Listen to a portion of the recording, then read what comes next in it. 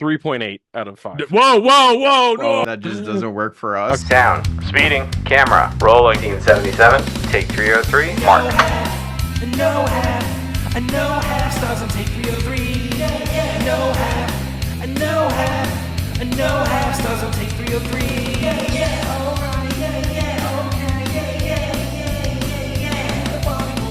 No half, no half, no half stars on take 303. Welcome to Take 303, powered by 4-Way Media, the podcast with the guy who knows a lot about film. And his friend. I'm Nick Molinari. I'm JP Brooks. We're talking everything film and television, and today we're talking about the sequel, Twisters. But first, if you watched last week, he's back. He's black screen this week, though. Our friend Eddie. I'm nodding, if you can see everybody. Yeah, right after you said it was a black screen, everybody can see it, Eddie. Good fucking good opener. Today, in exchange for cinematic news, we are halfway through the year, if you can believe it. I posed the question to you guys to come up with your top 5 of the year so far and your worst 5 of the year so far. Let's start with the bad first. I think that's funnier. It's always funnier. Eddie, you want to start us off? Alright, so the first bad movie is going to go to the greatest movie of all time. It's going to go to Madam Web. The next one is going to go to, I think, Argyle. Are these in any particular order? No. Okay. Next is going to go to my man, Jason Statham, and The Beekeeper. Yo, I really love The Beekeeper. I watched it twice. Then we're going to go to, a little biopic. You know what I'm saying? A little biopic in Bob Marley. So... Oh, I didn't even get to see that one. It's not a good movie. It wasn't good? No. Honorable mention is going to go to Ghostbusters because that's ass. Ooh. The fifth spot goes to my man, Rebel Moon. We're not doing that's this. your boy, JP, Zack Snyder. All right, that was your 5? Uh-huh. All right, I'll do my 5, then JP. Yeah, whatever. All right. So for mine, in no particular order, but you can probably see where the order is, we're going to start with Madam Web. After that comes Night Swim, otherwise known as the movie with the ghost pool. Then there's a movie called Under Paris. And then we have Lift. Kevin Hart decided to do a heist film, but with no stakes at all. He wrote it. I imagine there were a couple writers on it. Oh my God, I forgot a movie. Oh, no. That was a good time to interrupt. What do you... And my last one is another Kevin Hart movie. I have so much faith in this man, I always press play, thinking it might be good. And then I watched Die Hard 2. Alright, so Kevin Hart made a movie last year called Die Hard, where he plays himself and he wants to be in an action movie.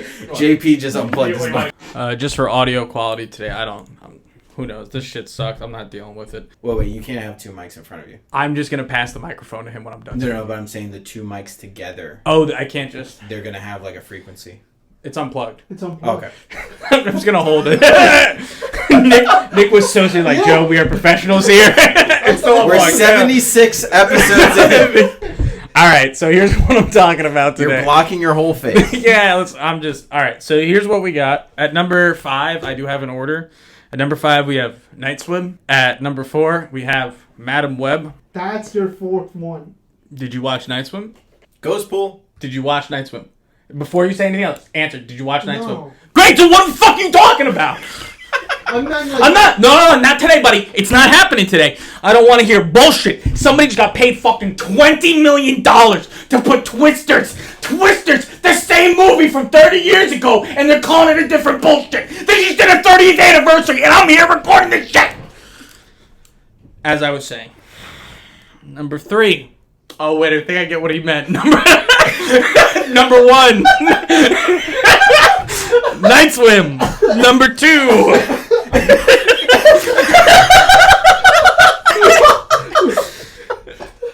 Number 1, Night Swim. Number 2, Madam Web. Number 3, Argyle. Number 4, Book of Clarence. Number 5, Dealer's Choice. We're just going to put ISS for now because who gives a fuck? So many people may wonder why Bohemian Choti Shithead is not on this list. I would have to acknowledge it as a film, and I do not. I'm going to take out for my worst, The Beekeeper, because I love Jason Statham, and we're gonna put Bottom Me on, Choke Me on. Do we all want? Can we go 5-5-5 and then do 4-4-4, 3-3-3, 2-2-2, 1-1-1? Okay. Yeah. Why don't you guys just sit next to each other? Good, just sit next. Yeah, come on in there. Okay. Yeah, that makes things easier. Okay, great. Perfect. Best 5 of the year for starting us off at number 5. I'm going to go with Hitman. Lisa Frankenstein. Inside Out too. Number 4, I'm going to go with Fall Guy. I'm a little, Dune Part 2. Same here. Bro, you're so out of fucking pocket. Go! Get your own ideas. Honorable mention, Fall Guy. Number 3, I'm going to go with Chandu Champion. I almost thought I heard Chote Me On. I was about to fucking jump across. I saw you. You were about to just run over here. Just back me. Number 3 for me is Long Legs. What's up? The microphone's over here, by the way. You know what? What's number 3 for you? You know what? It's gonna be Long Legs. Fucking plagiarism, motherfucker. Oh, that's basically Twisters, the movie. Plagiarism. Number 2, I'm going to go with Mad Max Furiosa. Abigail. Number 2. That's a good one. Furiosa. This is why I wanted to go first, too. And number 1 for the year so far, I'm going to go with Dune, Part 2. Inside Out 2. Well, my honorable mention is gonna go to The First Omen, and my best movie, I believe, is Monkey Man. Wow. Wow. Yeah. See? First Fuck off, you, Joe. First off, I did not see Monkey Man hitting the top 5. Yeah, because it shouldn't. That's why you're not seeing it. Did you see it? Yeah, I did see it. Oh, podcast. We did the podcast. Then shut up. No, that's not how it works, Eddie. If I say no, then you tell me to shut up. Interesting picks. I try to stick mostly to the podcast. Yeah, I kind of leaned off pod because I like the podcast, all the picks that we chose. We did have to, change a couple things during the year. We did lose out on a couple movies. If you wish for somebody to see one of the movies on your list this year, like out of your top 5, which one would you tell people, go see this one, it's worth your time? For me, it's Abigail. I would tell anybody, go watch Abigail. I would say Chandu Champion. I think I would go with Monkey Man. I think it's a genre that, like, the way it's shot, it reminds me, again, a lot of The Raid. A lot of very just, like, grounded fighting. I think I'm a sucker for that, so. What happened? No, I didn't say What happened? I didn't say a word. Dude. Say it! I'm playing with my own microphone, bro. What do you want? Like, you really have to be a betting man when going to the movie theaters. Speaking of which, we'll talk about Twisters right after the break. Everybody has a vision. Everybody has a dream. Something that needs to be captured on the big screen. We at Fort Wayne Media love taking your passion projects and bringing them to life. Whether you're a passionate artist or a small business owner, with expert videography and photography, we're going to take what you love to do, what you love to make, and transform it into a cinematic experience. Fort Wayne Media. And we're back, and we're talking about Twisters, starring Daisy Edgar-Jones, Glenn Powell, Anthony Ramos, Brandon Pereira, Maura Tierney, and Sasha Lane. You should have just named one. There was only one. America? I'm sorry, whose podcast? I'm just curious. Whose podcast you on right now? Just curious. But 77 episodes, and now you tell them how many names you do? Why don't you sit the fuck back and calm yourself? Nick, I got you. Good job reading the names today. Hang on, I did miss 2 people. And America. Twisters follows Kate, a woman who is so arrogant she thought she could stop a twister, and then 3 of her best friends died. 5 years later, she gets recruited to do the same damn thing. Hopefully nobody dies this time. Watch, she overcomes her fears, and maybe the death of her friends will be worth something.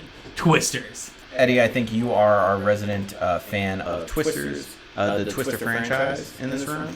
Can you share some lore our way? Well, Twister 1 is an excellent popcorn for my I love how you started that as if there were more Twisters. You really look at the whole franchise. What are we talking about right now? We're talking about Twisters, a movie that added an S as if there weren't more Twisters in the movie Twister. It's a Twister! It's a Twister! The original stars the incredible Helen Hunt, Bill Paxton, Philip Seymour Hoffman, R.I.P. to both of those men. Philip Seymour Hoffman's dead? You know they say cocaine is a hell of a drug, right? Oh, he went out doing the coke? It is America's movie. Like Eddie described it as America's movie, it is. Because let me tell you, very quickly, I gotta describe this one scene to you, JP. Because I know you're gonna love this. I know it. Bill Paxton's character, His friends all tell his new fiance, this man knows Twisters. He can sense when they're coming. He can smell it. There is a scene Bill Paxton walks out into the distance. He's got a checkered shirt tucked into his dungarees, and he looks out into the distance, and he lifts the dirt up. He goes, it's coming. And it is so good. For that scene alone, I'll give it 4 stars. I'm disappointed that we're in cows in this movie. We had chickens, but no cows. No cows. I was looking for the cow, didn't happen. I've seen bits and pieces of it on TV, AMC. TNT, Yeah. It's impossible to not. TV guys. Yeah, no, I was speaking. TNT Thanks. Plus. It's impossible not to see this movie in some bits or form, and the iconic cultural relevance. I've heard of the movie. I've seen posters of this movie. Yeah, so this is really what it's coming down to. I don't think I can do this anymore. So there used to be a point in my time where I said I actually hate movies. Of course. Like I didn't watch movies. Mm-hmm. That's part of what I think is the appeal of me as a person on this show is that I'm just a dude. I'm just a regular dude, and I have little to no movie knowledge, and I just show up. You know what it is? I'm just looking for something that hits the heart. And so a popcorn flick, this is just a popcorn flick, I'd rather go home and eat popcorn. I don't think this was a popcorn flick, though. Now you're going to say, oh, whoa, Eddie, I'm glad you're saying it. But I actually rewatched it. They were having a Star Wars marathon, I guess, on TNT, whatever. Mm-hmm. When The Force Awakens, I think they put The Force Awakens on. This is the same movie. Like, it's literally the same thing. It's just, it's not entertaining. It's not, I could put it as white noise. I'm not going to give a shit. They took out some things just to be like, oh, no cow, you get a chicken this time. I told you at the end that those guys were supposed to die because at the last movie, the competitors they were facing, they get squid. That thing that lands in front of them, that's what happened in the last movie. They got squashed by it. This feels like I'm watching an 80s skiing movie. What's up, nerds? Going with your radars to go catch the weather? In reality, maybe I'm depressed. Maybe there's some hidden repressed shit here. I don't know. I think we gotta stop going to movies that are being fucking marketed like insane marketing. I can't see movies anymore. You didn't feel when Glenn Powell came out with his wet t-shirt? Everybody in the theater had a small chub, I think, at that point. Just the tiniest of chubs. I've heard this speech many a time, but in a different form on sets. It comes mostly from a lot of the actor friends that I have. You ask any of the actors at that party, like, oh, have you ever been in a movie that you really didn't believe in the script, or you really didn't like it, but you just had to do it because, it was a paycheck at the end of the day? A lot of them will say yes. They're all looking to make meaning out of something. They want to, do really good foreshadowing. They want to have really good writing where there's no subtext. They want to change a person's perspective on things. But the thing is, no one's running out to the theater to see those things. And you have to put more people in the seats. You have to make more popcorn flicks. And now it's just saturated content. We're constantly receiving content, YouTube, streaming.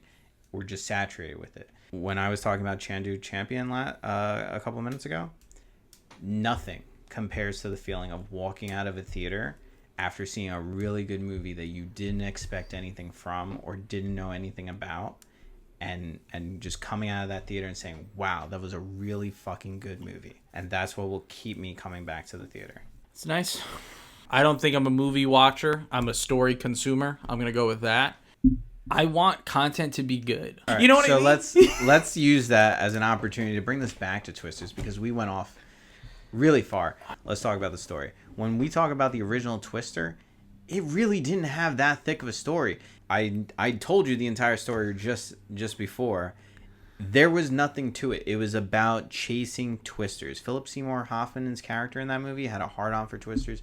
They were just chasing Twisters the whole damn time. And that's it. They only had 5-minute warnings for Twisters. And they wanted to increase that to 15.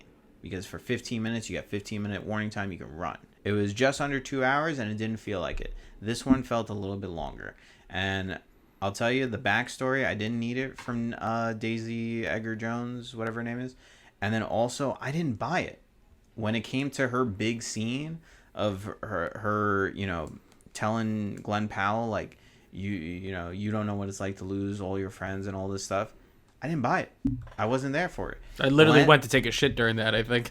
Oh, yeah. Okay. Yeah, she cries and everything. Whatever. But Glenn Powell, not for nothing, he stole the show. And you know Yeah. why? It's because this movie was about charisma. It was about just chasing tornadoes. It was about being Matthew McConaughey and chasing tornadoes. That's what the movie should have been about. And if this was more Glenn Powell, it would have been fun. I Yeah. didn't like that he came in later on. I didn't like that he was initially pitched as the bad guy early in the movie. I think they really didn't use his talents. Because I mentioned Hitman earlier. Really great movie with Glenn Powell. One of the best acting performances I've seen this year. I like to think that Glenn Powell saw maybe there was an original script with that, and he's like, no, this movie sucks. Because even the original movie, I remember all of those characters except Helen Hunt. Helen Hunt was like the girl. They were both very similar in character. He definitely walked in the studio and he was like, buddy, I signed on for a movie where I can like lift up some dirt and sniff it and be like, Twister's coming. There's certain scenes he had to do, like the walking in the rain shot, whatever, like all that. I'll tell you, the walking in the rain shot, that was my crane shot. I'm gonna make this my thing now. But I feel like there's certain scenes where he had to be like, oh no, we're doing it this way because this is what the people are gonna want. Dude, like this movie should have been, to be honest, should have been flipped. It should have been him the main character and her coming in and be like, oh, you know. I get it, but let's talk very quickly about what didn't work, and let's be very specific, like how everyone drives into a tornado or Twister. Let's not confuse the two. And nobody's windows break. Anything that didn't have Glenn Powell. Ironically, his crew too. I didn't like them. They feel forced. You can't screw yourself into an airport. It's a 90s adventure movie check off list. I think the 90s had like funny side characters too, like the funny movies. Even again, Twister. They did, I'm gonna compare it to Twister 1. The mother wasn't anything compared to I think the original had the aunt. Mm-hmm. Glenn Powell is the movie. It should be just Glenn Powell or America. He's America now. Unfortunately, I watched Anyone But You for very different reasons, but that's besides the point. Did you know Glenn Powell's in that movie?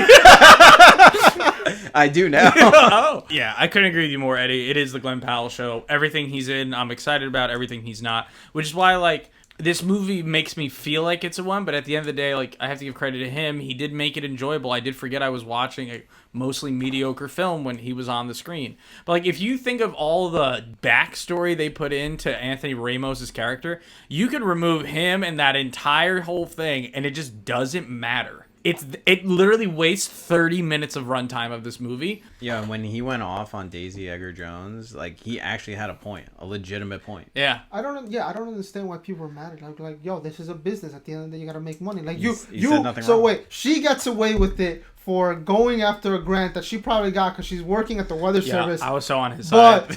But then if he does try to make money off of the fucking tornado chasing. Ooh, that's a bad. Get the hell out of here. And my favorite part, no, wait, why? Like the classic movie, I just did something really so. Hold on, wait a second, I'm sorry. Like he'd been like, yo, stand on your shit, son. Don't just look at her. She walks away. I did like the first scene though, where they all like unfortunately died. Her friends. Yeah, and everybody loses their expertise as soon as they get near the Twister. Wait, what are we supposed to do? It's always like the first time they ever seen a Twister. But I'm not one for sequels, yet I actually wanted more tie-ins to make it a proper sequel. The only thing that ties this really to the original is the Dorothy machine, which if you looked at it, it says Dorothy 5. So it's fifth generation. You would think it would do even better, especially with all the technology we have today. But yeah, I actually laughed when it wasn't opening because that was a recurring theme in the first film.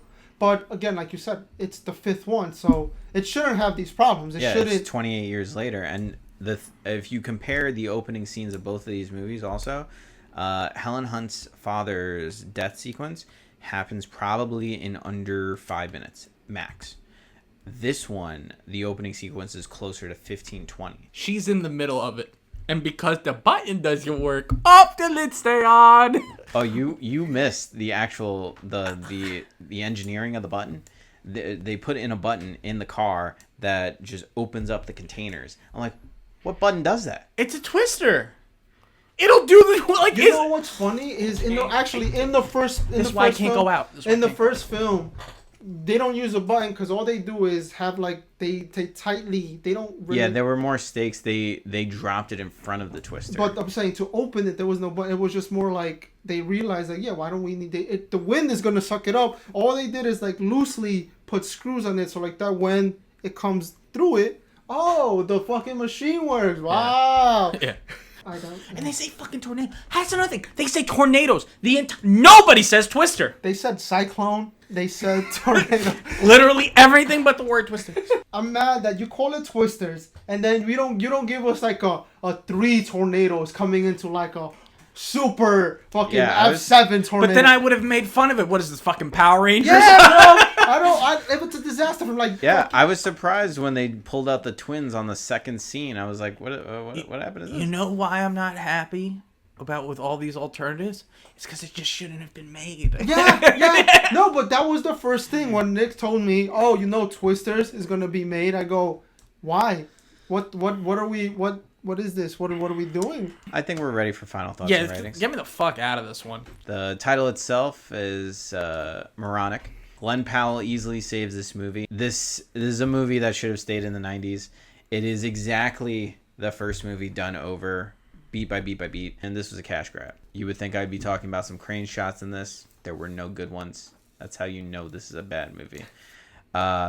Glenn Powell is the only thing that saves this movie, and for that, I will give it a soft 2. Whoa! You guys thought I was gonna give it a 3? Yeah. Eddie, I'll close this out. Don't worry. You take it. All you, buddy. So I've said it. I'm disappointed in a movie that I grew up liking, loving. I love disaster films, horrors, disasters. That's my thing. Roland Emmerich, #1 fan. But I'm gonna give it a 3 because America was there. Glenn Powell. I don't care how bad that movie was. Glenn Powell, man. So, Twisters, huh? Yeah, it happened. We were there. This is the kind of movie my mom loves, and if my mom loves a movie, it's fucking dog shit. If you're a basic moviegoer, if you're someone who goes to the movies to not think, to not do anything, just to sit down and have fun, then you'll probably like this movie. You might find it a little boring because they have some serious moments that you're like, it doesn't make sense. If you're the average moviegoer, this is something that you'll go out to on the weekend, say, oh, that was nice, that was cool, and then you'll forget about it later. If not for Glenn Powell, this is not it. Charisma's doing everything here. Nothing new, nothing special, no reason. If you're a serious moviegoer, you can skip it. Or if you want to see this movie, just watch the 1996 one and you'll have a better time and it'll feel more authentic. I think I'm just mad because I bought the bucket. I think it really just comes down to I bought the fucking... How much was the bucket? It was for the combo. It was $11 for the bucket, 20 for the combo. Mad. I was gonna... So it's a 2. It's probably in reality a 3. I'm just really upset about the bucket. Anyway, this has been another episode of Take 303. This one was a wild one, unhinged, just anger and frustration. Apologies if you get to the end of this. Sometimes it's just how it is. Make sure you're following us at FortWay_media and Take.303 on Instagram. And we have a YouTube channel. Check it out. Please subscribe, like, and comment. It's halfway through the year. Curious what your own top 5s are. Have you seen anything good at the theater? Probably not. Thanks so much for watching. Catch you next time. Bye-bye.